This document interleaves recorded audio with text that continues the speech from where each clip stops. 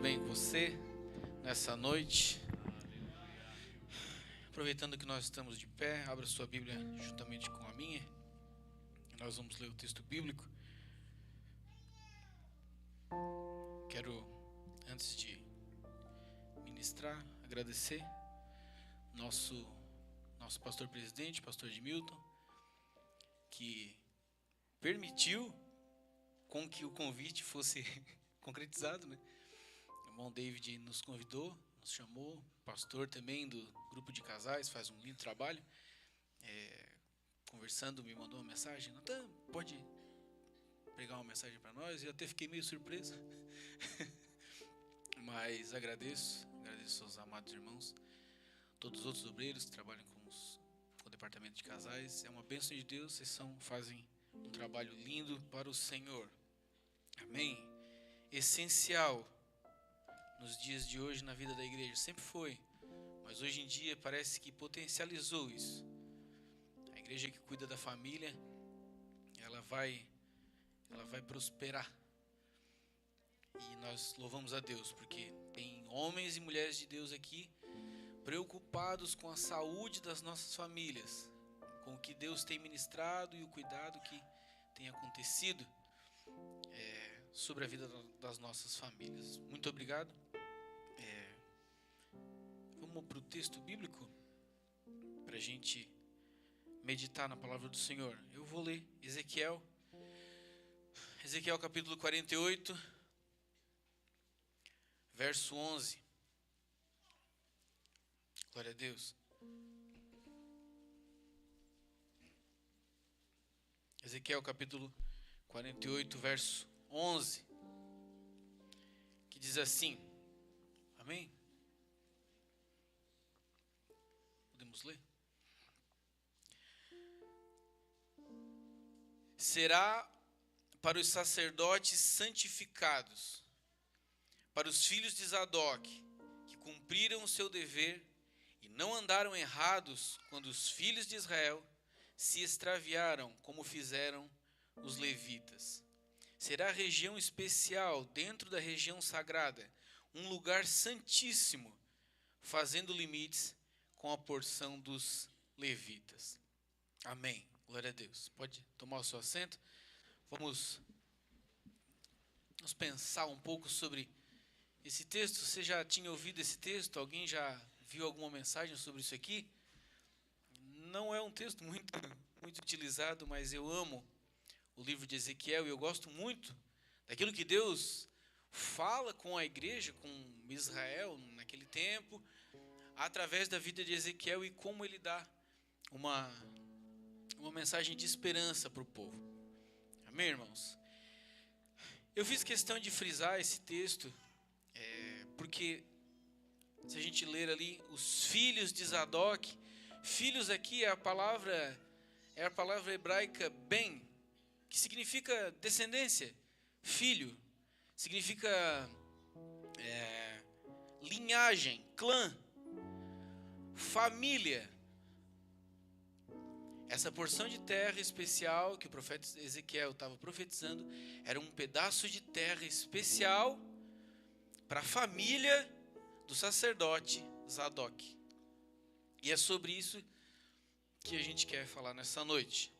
Nós estamos diante desse texto, essa visão, a visão que Ezequiel teve do terceiro templo. Esse templo ainda não chegou a ser construído, mas Ezequiel tem uma visão e tem muita simbologia nessa visão. Começa lá no capítulo 40 e ele vai descrevendo algumas coisas muito minuciosas, como quantas portas tinha que ter em cada pedaço, e tinha que ter uma sala, e naquela sala tinha uma janela, e naquela janela tinha...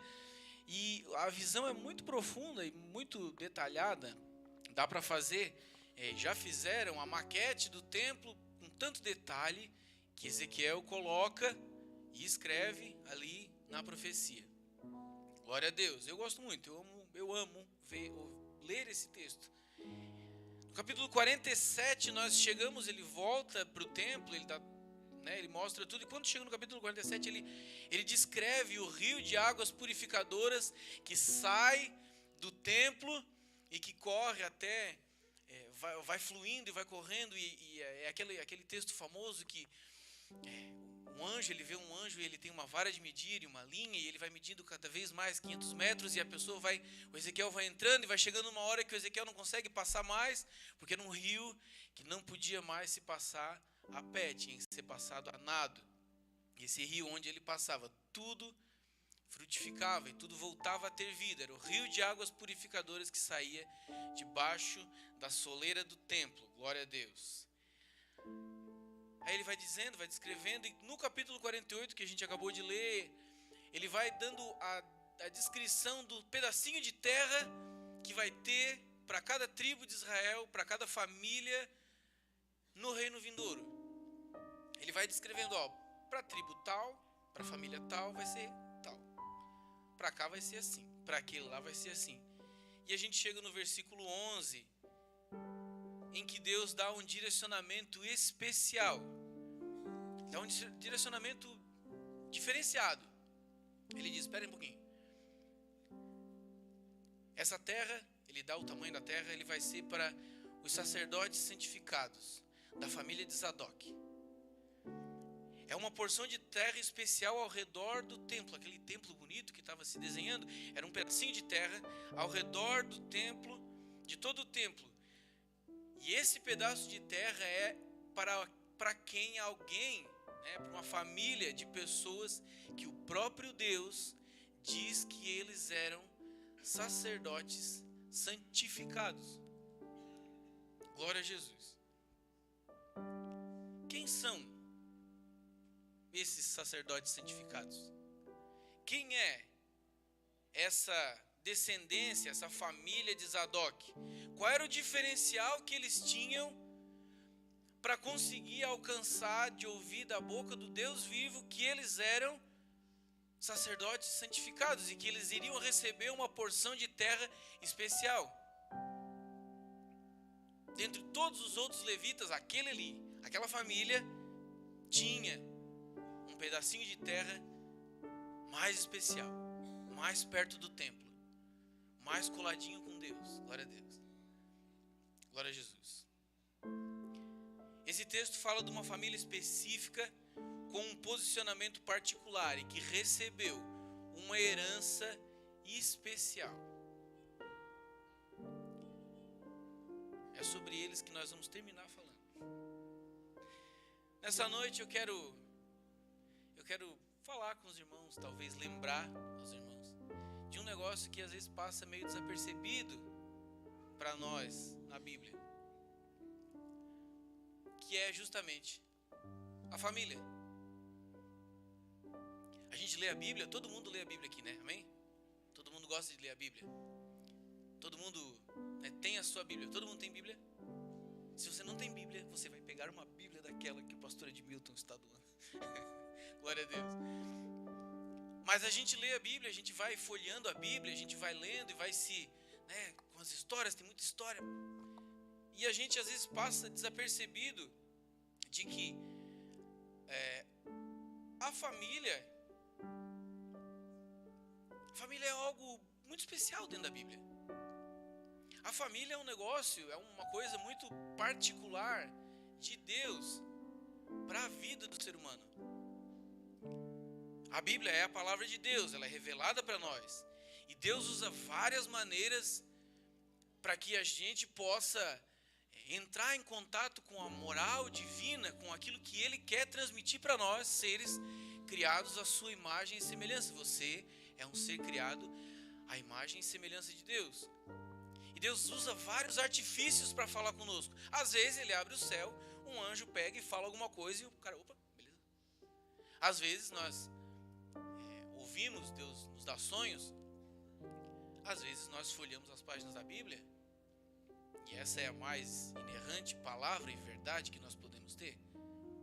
Glória a Deus. E a família é não posso falar que é um artifício, é um instrumento que Deus usa para comunicar coisas simples, como o presbítero David falou, coisas simples, mas que funcionam. A Bíblia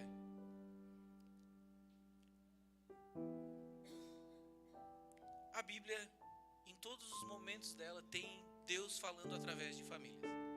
E a gente às vezes esquece disso. Vou tentar deixar mais claro aqui para nós. Vamos lá. No jardim, Deus fez tudo, Deus deixou tudo bonitinho e tal, não sei o quê. O que ele fez depois que terminou toda a sua obra? Ele formou uma família. Glória a Deus. A história de Noé construindo a arca e a história do pecado lá em Gênesis capítulo 6 não é apenas a história de Noé. Quem saiu com Noé da arca? Saiu Noé e a sua família, ainda foi deixado bem explícito lá. Foi Noé, os seus 3 filhos e as suas 3 noras. E eles repovoaram a terra. É a história da família de Noé. A história de Abraão e Sara, 2 velhinhos que receberam uma promessa, que iriam ter filhos, né? Inclusive, para Abraão foi profetizado uma palavra muito, muito legal da boca do próprio Deus. E Deus disse: em ti serão benditas todas as famílias da terra. Glória a Deus. Glória a Jesus. Vamos para frente. A história do povo de Israel nada mais é do que a história da família do seu Jacó, que deu um golpe no irmão mais velho, pegou a herança, arrumou 12 filhos e saiu perambulando pelo mundo. A história do povo, a história de Moisés não é apenas a história de Moisés. É bem legal, porque a história de Moisés é o Arão e a Miriam cuidando do Moisés para ele chegar lá no lugarzinho certinho, para a filha de Faraó poder pegar ele e cuidar. E a história de 3 irmãos que foram usados por Deus para libertar o povo. A história de 3 irmãos de uma família. Josué e sua família servindo ao Senhor, né? Depois que Moisés morre, tá todo mundo, o que nós vamos fazer? Não, vocês fazem o que vocês quiserem. Vocês vão para onde vocês quiserem, mas eu e a minha família, nós serviremos ao Senhor. Glória a Deus. A história de Ana levando o pequeno Samuel lá para o templo. A história dessa família que estava ali afligida, essa mulher totalmente triste, que não conseguia ter filho. Ela teve um filho porque Deus disse que ela ia ter. E ela dedicou o seu filho para o Senhor. Ela trouxe ele para o templo. Glória a Jesus. A história de Davi, um menino que a sua família já tinha até esquecido que ele existia. Quando Deus veio chamar. Quando Deus veio chamar, eles apresentaram todo mundo. Mas o Davi tinha sido esquecido. Mas era a família, era uma família que estava ali em jogo. A história da família de Davi disputando o trono. Depois que Davi morre, é uma disputa terrível dos irmãos para ver quem que era rei, quem que não ia ser. A divisão tremenda. A história de uma família humilde de Nazaré, que recebeu a bênção de conceber um menino que iria salvar a humanidade. Glória a Deus. Glória a Jesus. Amém. Glória. Deus tem um projeto para famílias. Deus pensa em famílias. Deus quer usar famílias. Tem um lugarzinho especial no coração de Deus para o relacionamento familiar, transmitindo aquilo que Ele mesmo quer fazer. A gente não pensa nisso, mas por que será que Deus, ao se revelar como homem, Ele sempre usava que Ele era o filho e tinha o pai? Era um relacionamento familiar. Glória a Jesus. Deus faz questão de deixar registrado na Bíblia genealogias. Todo mundo aqui lê as genealogias da Bíblia? Todo mundo lê, né? Genealogias na Bíblia nada mais é do que a expressão de Deus dizendo: eu gosto que as pessoas saibam de quem elas pertencem, de quem elas vêm. As genealogias na Bíblia são um negócio que é a expressão de Deus dizendo: eu me importo com a família de que você veio. Eu me importo de quem você é, qual é o seu nome. Leia genealogias da Bíblia. É muito bom. E pensando dessa forma e vendo esses exemplos, a gente nota que as famílias citadas aqui elas se posicionaram de alguma forma e elas, de alguma forma, elas trouxeram a moral divina para a terra. Elas trouxeram uma forma de pensar que é a forma de Deus. As famílias posicionadas santificam a terra. Uma família posicionada, uma família que entende as coisas de Deus e como Deus quer fazer as coisas, ela santifica o local onde elas estão plantadas. Está todo mundo se corrompendo, está tudo ruim, mas uma família posicionada santifica o lugar aonde elas foram chamadas para estar. Glória a Deus. Famílias posicionadas que dão ouvidos à voz de Deus têm o poder de mudar a sociedade ao seu redor. Tem o poder de trazer o reino de Deus e instituir a vontade do Senhor onde estão plantadas. Deus quer usar as nossas famílias. A gente é muito individualista. A gente quer que Deus me use. Deus me usa, Senhor.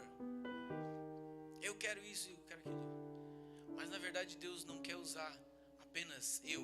Ele quer usar toda a minha linhagem. Todo mundo que congrega comigo na minha casa. Todo mundo que vive a minha vida juntamente comigo. Glória a Deus. Deus tem um projeto para as famílias. Deus gosta de usar famílias. E o nosso inimigo é astuto. Ele é bem inteligente. Tem muita gente que diz e usa isso de uma forma errada. O diabo é derrotado. Nós estamos pisando na cabeça da serpente. E é isso aí. Glória a Deus, o diabo é derrotado mesmo. Mas ele é esperto. Ele é esperto, astuto. E hoje em dia, uma das principais coisas que ele faz, um dos principais metas que ele tem é destruir nossas famílias. Destruir o relacionamento que nós temos em casa, minar de alguma forma a vida que nós vivemos com os nossos familiares, com a nossa esposa, com o nosso marido, com nossos filhos. Porque ele sabe, ele tem certeza disso. Se ele conseguir destruir nosso relacionamento com a nossa esposa, nosso relacionamento, seu relacionamento com o seu marido, muito provavelmente ele vai estar destruindo uma quantidade de projetos e sonhos muito grande. Obreiros do Senhor, se o diabo conseguir destruir a sua família, muito provavelmente ele quase acabou com o teu ministério. Glória a Jesus. Mas nós estamos aqui para ser usados por Deus, para ser moldados pelo Senhor e para entender que existe algo especial na nossa família e nós queremos nos agarrar a isso e não deixar nada de errado entrar. Glória a Deus. Famílias têm regras específicas. Famílias têm regras específicas. Eu enumerei algumas aqui, ó. Cada família tem um horário determinado para dormir. É assim ou não é? Lá em casa a gente dorme à meia-noite. Meia-noite ou não, a gente está dormindo. Glória a Deus. Tem gente que já dorme às 8. Tá? Tem gente que 7 horas tem que botar as crianças na cama e deu. Amém. Glória a Deus. É uma regra. Foi uma regra criada, a gente respeita a regra e deu. Acabou. Tem famílias que não jantam. Você já conheceu alguém, uma família que não janta?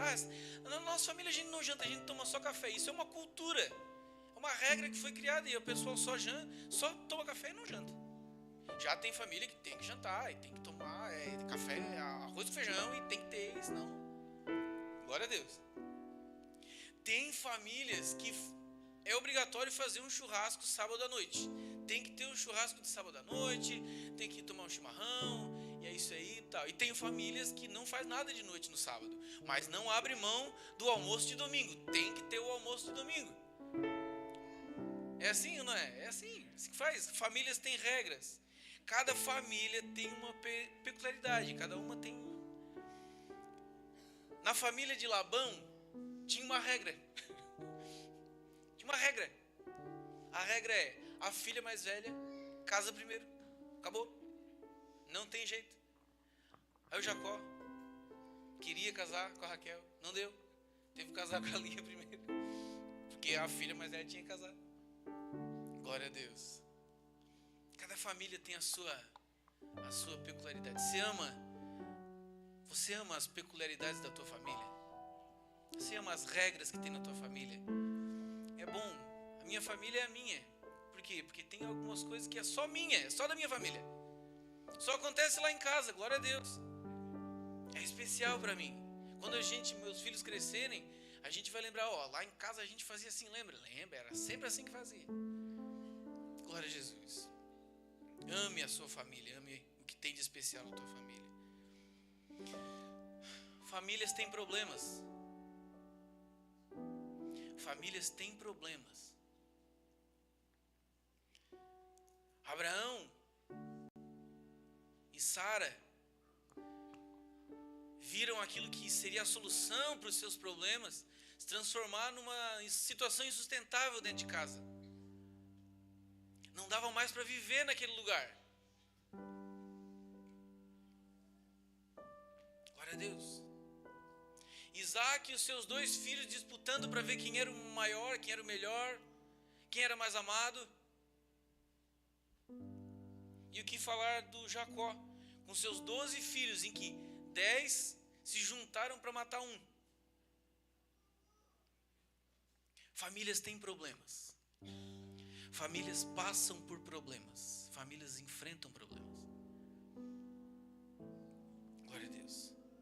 A maioria das vezes não dá para apagar o problema, não dá para esquecer, não dá para desconsiderar os problemas que nós estamos passando. Cada família sabe o seu problema. Cada família sabe o problema que está passando. Eu não sei o problema que tem na tua família, não sei. Eu sei o que tem na minha família. Você não vai conseguir resolver o meu problema. E eu também não vou conseguir resolver o seu. Porque problemas precisam ser resolvidos. Problemas precisam ser enfrentados. Não dá de apagar o problema, não dá de esquecer, não dá de desconsiderar. A única solução, o mundo tem várias soluções. Tem, né? Tem que fazer assim, faz assim que vai dar certo, faz assim que vai dar certo. Nós temos a solução é ter a casa edificada sobre a rocha. Glória a Deus. Desceu a chuva, correram os rios, sopraram os ventos, combateram aquela casa, que não caiu, porque estava edificada sobre a rocha. Glória a Deus. Edificar a casa sobre a rocha é uma escolha, é uma decisão. Edificar a nossa casa, a nossa família sobre a rocha tem uma recompensa. Sabe qual é a recompensa? Não passar por problemas, saber a solução para todos os problemas. Não. A solução é não ser abalado pelos problemas. A gente lê esse texto errado. O homem que edificou a sua casa sobre a rocha, ele ficou imune de tudo. Ele virou um super-homem. Não. O homem que edificou a casa sobre a rocha, ele passou pelos mesmos problemas. O vento veio bater forte, a chuva correu, tentou destruir ele de todas as forças. Ele já não conseguia mais, não tinha nem como sobreviver, mas ele estava edificado sobre a rocha eterna que é Cristo. E nada conseguiu abalar. Ele venceu os problemas, ele conseguiu transpor os problemas. Glória a Deus. Glória a Jesus. Edificar a casa sobre a rocha é ver o mundo caindo ao seu redor, mas ser amparado pela rocha eterna que é Cristo. Glória a Deus. É receber uma herança ao redor do templo, que flui águas purificadoras. Amém. Foi isso que aconteceu com a família de Zadok. E agora a gente vai voltar para o Zadok aqui. Para a gente entender isso aqui, a gente vai precisar retroceder um pouquinho na história. Eu quero que, se os irmãos puderem pegar a sua Bíblia, acompanhar conosco. Esse Zadok, alguém já tinha ouvido falar sobre Zadok aí? Amém? Zadok. Esse Zadok, ele foi instituído no ministério sacerdotal no início do reinado do rei Salomão. Está lá em 1 Reis, capítulo 2, verso 27. Bota para nós ali, Flávia. Eu vou ler os versículos para a gente acompanhar aqui, montar esse quebra-cabeça aqui. Então Salomão expulsou Abiatar do sacerdócio do Senhor, cumprindo a palavra que o Senhor tinha dito em Siló a respeito da família de Eli. Lá no versículo 35 diz assim: no lugar de Joabe, o rei nomeou Benaia, filho de Joiada, para o comando do exército, e o sacerdote Zadok no lugar de Abiatar. Glória a Deus. Quando Salomão assume o reino de Israel, estava dando um motim lá, estava dando um problema. Tinha os caras que queriam ser rei, não era para ser rei. E algumas pessoas se juntaram para fazer E Salomão mandou tirar esses caras. E um desses caras era o sacerdote Abiatar. E esse sacerdote era descendente de Eli. E todo mundo sabe que a família de Eli, lá atrás do Samuel, a Bíblia diz que eles não se importavam com o Senhor. Eles tinham prazer em mexer nas coisas sagradas de Deus. Eles não tinham zelo pela casa de Deus. E veio um profeta e falou: eu vou cortar o teu braço da casa do Senhor, e os teus descendentes não vão mais exercer o sacerdócio. E quando Salomão assume o trono, ele pega e ele cumpre, como a gente lê no versículo 27, para cumprir a palavra que foi dita para Eli em Siló. E Salomão pega um sacerdote que ele acha que é digno, e ele coloca como sumo sacerdote, que é o Zadok. Glória a Deus. Mas por quê? Por que Zadok? Nome bonito? Pode tirar a foto. Por que Zadok? Por que esse cara? Por que tinha que ser esse homem? Qual era o diferencial que essa família tinha das demais, dos sacerdotes, que fizeram eles receber o título de sacerdotes santificados? A gente precisa voltar um pouquinho mais atrás, e a gente vai para Números, capítulo de número 25. Números capítulo 25. Todo mundo conhece essa história? O povo estava acampado em Sitim, começou a se entregar à imoralidade sexual com as mulheres moabitas, que os convidava para os sacrifícios aos seus deuses. Deus manda Moisés chamar os principais do povo, manda chamar todos os chefes de família e manda executar um juízo sobre os chefes de família. Porque chefes de família deveriam se posicionar em temor ao Senhor. E o povo todo começou a chorar. Todas as famílias de Israel começaram a chorar na entrada da porta do tabernáculo, e eles ficaram muito tristes. Então, a gente vê o texto que está aqui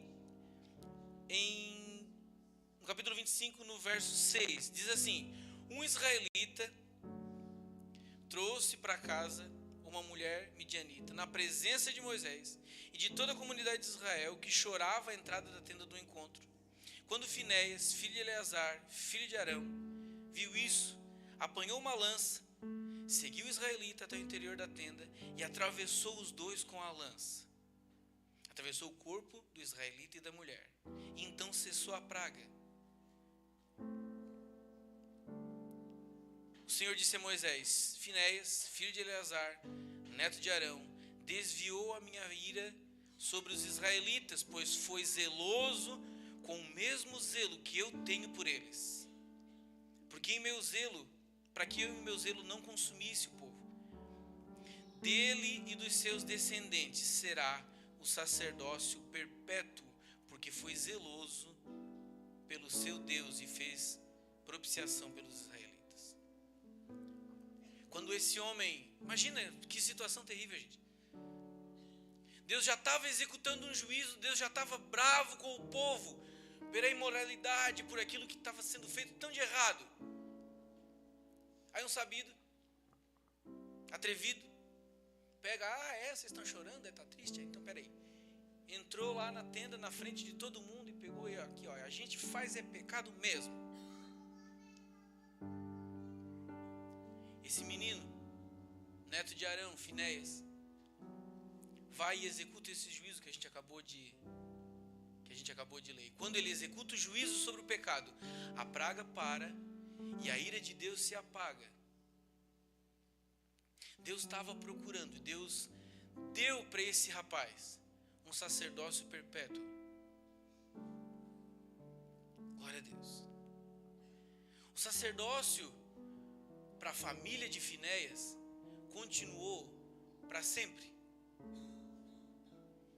O povo foi indo, foi transgredindo, foi se afastando, mas a família de Finéias nunca se afastou, e os descendentes de Finéias foram indo, chegou até Zadok. E dos descendentes de Zadok, eles foram para o cativeiro por causa do pecado do povo, e eles voltaram. E quando eles voltaram, o sacerdote era Esdras, e Esdras também era descendente de Zadok, descendente de Finéias, descendente de Arão. O que a gente entende aqui? O que a gente entende por isso? Deus está preocupado, Deus procura sacerdotes santificados, que têm zelo pela obra de Deus e pela casa do Senhor. Natan, então a gente agora vai ser radical, então a gente vai lutar realmente contra o pecado. Nós vamos amar o Senhor com toda a nossa força, com todo o nosso zelo, com todo o nosso coração. A gente vai lutar contra o pecado e a gente vai transmitir essa luta contra o pecado para os nossos filhos. A gente não vai negligenciar dizendo para eles: não, pode fazer, filho, isso não é pecado, não tem problema nenhum. Não, a gente vai nós vamos nos levantar com uma voz de autoridade e dizer: meu filho, Deus é assim. Deus te ama, Deus me ama, Deus quer que a gente viva em harmonia. Deus tem um projeto de santidade para as nossas vidas. Glória a Deus. Se você quiser pesquisar Esdras, capítulo 7, tem a genealogia de Esdras, e a gente vai chegar nessa conclusão. E aqui eu quero começar a terminar essa mensagem com a seguinte constatação: existiu em todo o povo de Israel e em todo o tempo uma família que nunca se curvou para a prostituição do povo. Existiu uma família que nunca se sujou, que nunca se curvou aos outros deuses, que nunca participaram dos prazeres e da imundícia que estava sendo apresentada para eles. Que entenderam que o nosso Deus é um Deus santo, nosso Deus é um Deus zeloso, nosso Deus é um fogo consumidor. Eles entenderam isso, eles passaram isso de geração em geração. Há uma família que educou os seus filhos com profundo amor pelo Senhor e com senso de responsabilidade por aquilo que tinham nas mãos. Glória a Deus. Essa família fez a escolha por santidade, desde o começo, no decorrer da trajetória, e no final eles ainda estavam santos, puros. Glória a Deus. É assim nos nossos dias, irmãos.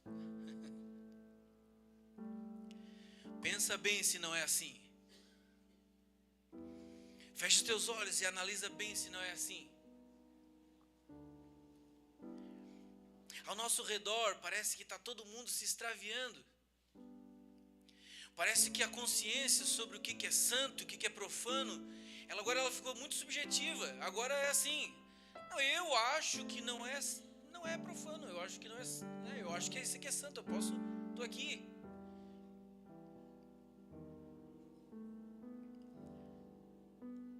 O mundo está assim. O mundo está cada vez pior. Mas nós somos chamados para ser sacerdotes santificados sobre a nossa casa. Glória a Deus. Precisamos amar a santidade de Deus e viver em santidade. Ensinar a santidade para os nossos filhos.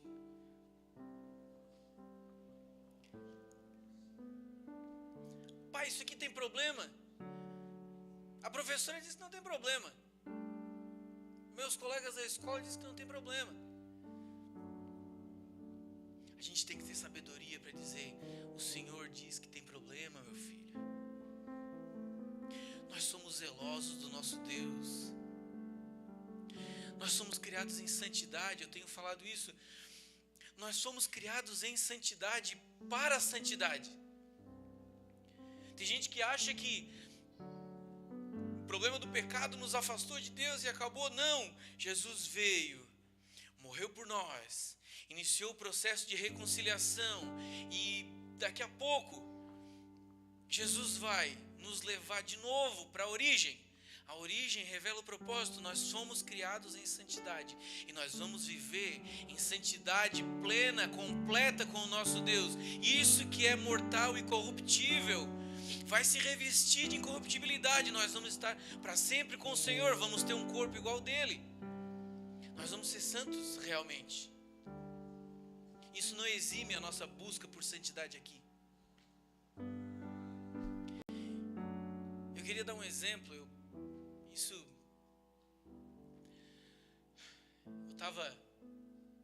A gente tinha saído de um culto aqui um dia.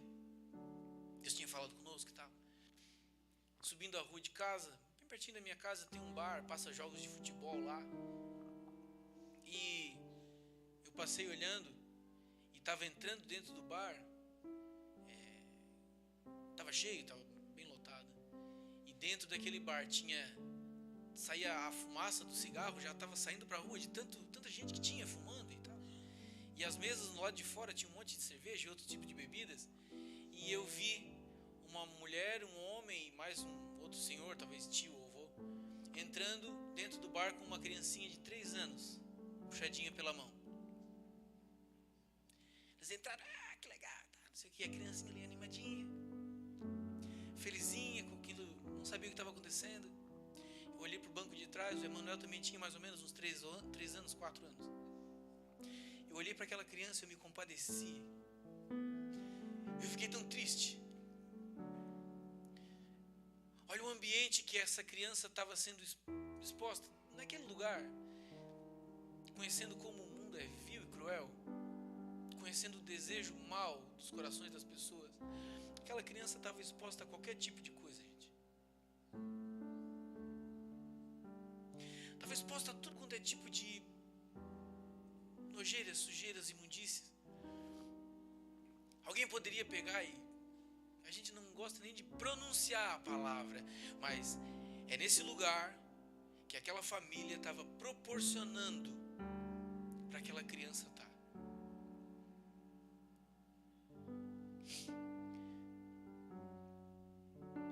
Que ambiente nós estamos proporcionando para os nossos filhos, para a nossa família? É claro, é óbvio, glória a Deus pela nossa vida, pela vida dos irmãos. A gente não chega nesse extremo, mas tem muitas coisas nesse mundo que estão tentando tirar a santidade da vida da nossa família, que estão tentando minar e de alguma forma fazer com que algo suje o relacionamento que nós temos com a nossa família. A nossa família é o nosso primeiro ministério, e tem muitas coisas nesse mundo tentando sujar, macular, destruir, passar uma rasteira na nossa família, no nosso ministério. Glória a Deus.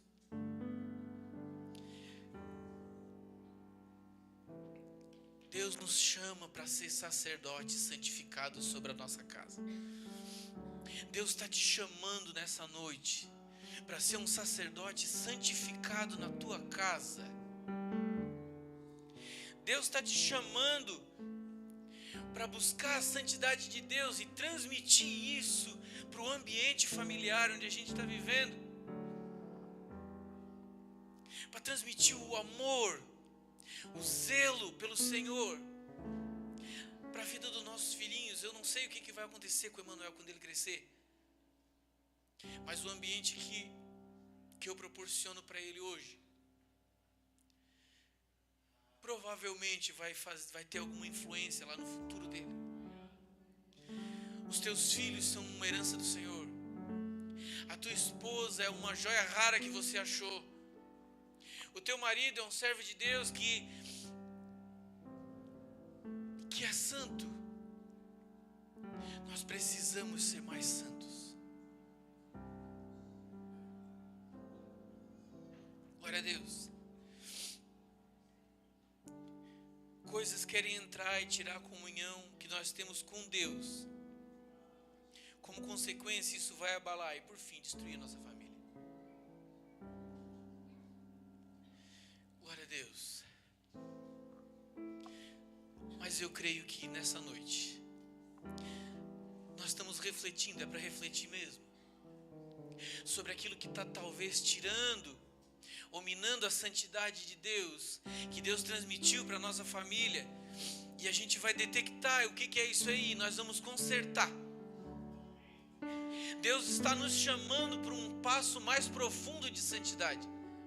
Deus está nos chamando para ter uma visão mais ampla daquilo que está tentando nos destruir, aos poucos, sutilmente. Deus está nos chamando para ser mais limpos, mais zelosos pela presença dEle. O nosso Deus está aqui nessa noite. Ele não mudou. Ele continua sendo santo. Em nenhum outro lugar na Bíblia é exigido nada de nós. Deus nunca exige de nós onipresença. Não existe nenhum texto bíblico dizendo seja onipresente porque eu sou onipresente. Mas nós vemos bem claro na Bíblia Deus falando para nós: sejam santos, porque eu sou santo. A santidade de Deus é o que nos atrai. Você é atraído para estar aqui porque você está buscando a santidade de Deus. O mundo é profano, sujo, vil, cruel, mas aqui dentro da casa do Senhor você tem um contato com um Deus santo, vivo e que nos ama, que morreu por nós e que quer transmitir a santidade dele para que a gente possa perpetuar isso na vida da nossa família. Glória a Deus. Eu quero te convidar a ficar de pé. Nós já vamos terminar. E eu quero te convidar a levantar um clamor por santidade nas nossas casas. Eu estou sendo bem corajoso, mas eu quero te convidar a te posicionar. Assim como Finéias, a gente acha que o posicionamento do rapaz foi muito agressivo, mas muitas vezes na nossa vida cristã nós precisamos lutar contra o pecado da mesma forma, com o mesmo ímpeto que ele luta conosco. O pecado quer nos destruir, quer destruir a nossa família. E eu quero te convidar a levantar esse clamor. Natan, e eu tenho certeza que você sabe. Eu tenho certeza que você entende quais são os pontos aonde que a sujeira está querendo entrar. Eu tenho certeza que você conhece qual foi o momento em que a coisa desandou. Você sabe exatamente qual é o ponto em que você precisa lutar. Pô, Natan, mas já deu errado agora, já foi por água abaixo.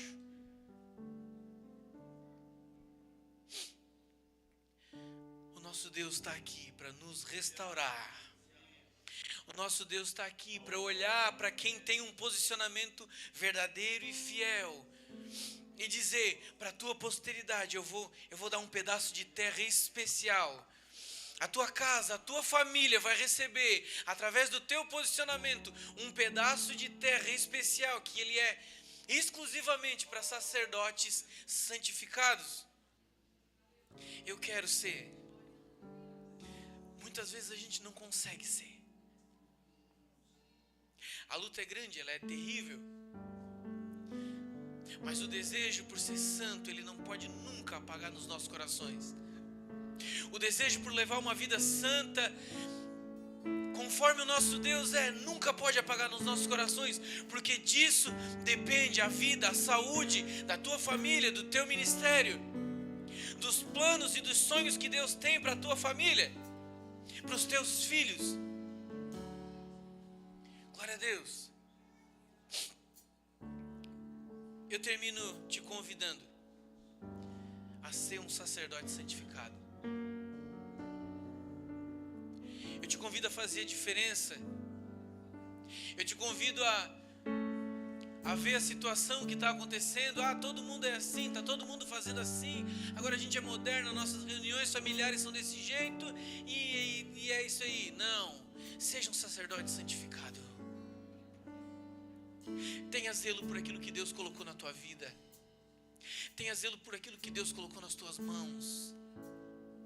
Tenha zelo pelo sangue de Jesus derramado para te purificar. Glória a Deus. O mundo pode estar se extraviando lá fora, mas Deus nos convida a sermos sacerdotes santificados perante a nossa casa. Glória a Jesus. Nosso pastor, faça essa oração por nós. Glória a Deus. Glória a Deus, aleluia.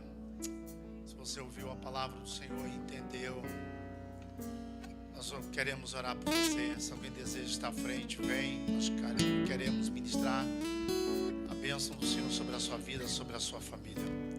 Quem sabe nesta noite você precisa se posicionar como homem de Deus, como sacerdote na sua casa, homem e mulheres que entende, aleluia. Que você